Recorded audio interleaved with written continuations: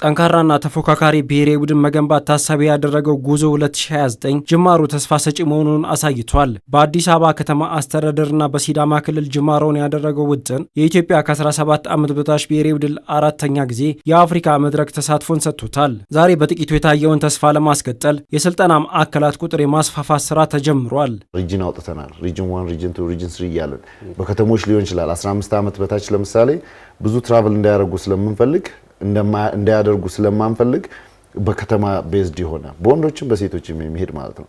እኛ ደግሞ እንደ ፌዴሬሽን ስካውቲንግ ዲፓርትመንት አለን። እሱን አሁን ፊፋ ያስተምርልናል። እነሱን አስተምረን ፌዴሬሽኑ ለነዛ 14 ሪጅኖች 14 ሰው ይቀጥርና ያስቀምጣል እዛው ያሉ ማለት ነው። ስለዚህ ፕሌየርስ ዴቨሎፕመንት ፕሮግራም በወር አንዴ እየመጡ የሚያሰሩ ከዛ ውስጥ ደግሞ ለሪጅናል ካምፓችን የሚሆኑ ልጆች የሚመርጡ ሰዎች ቀጥረን እናስቀምጣለን። ከፋና ፕላስ ጋር ቆይታ ያደረጉት ኢትዮጵያ ከ17 ዓመት በታች ብሔራዊ ቡድን ምክትል አሰልጣኝ አምሳሉ ፋንታውን ከተሰጠው ልየታ ጎን ለጎን የአሰልጣኞች ልማት ላይ ጅምር ስራዎች መኖራቸውን ነግረውናል። ትልቁን ስራ እየሰራን ያለነው ሌላው ኮቺንግ ኤጁኬሽን ላይ ነው። 20 ዓመት በታች አሰልጣኞች አሁን የ20 ዓመት ሊግ ከመጀመሩ በፊት ምንድነው የ20 ዓመት ወጣት ያለው ፐርሰናሊቲው ምንድነው ሊያደርግ የሚችለው?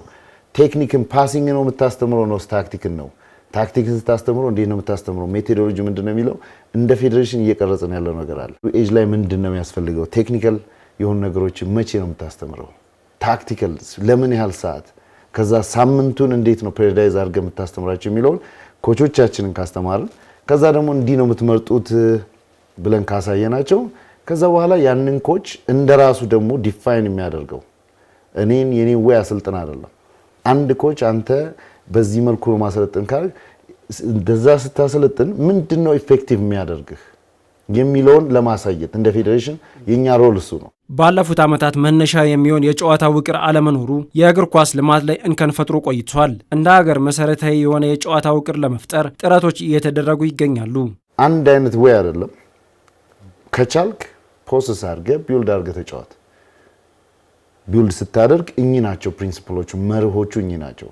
ኳሱን ሳትይዞ ስትቀር የትኛውም ዓለም ላይ ሂድ ኮምፓክትነስ ነው። በቃ ተጠጋግቶ ስፔስን ሊሚት አድርገህ በቁጥር ብልጫ ወስደህ መቀማት ነው ዋናው ፕሪንሲፕል። ግን በየፊልዱ ደግሞ የተለያየ ዲማንዶች አሉት።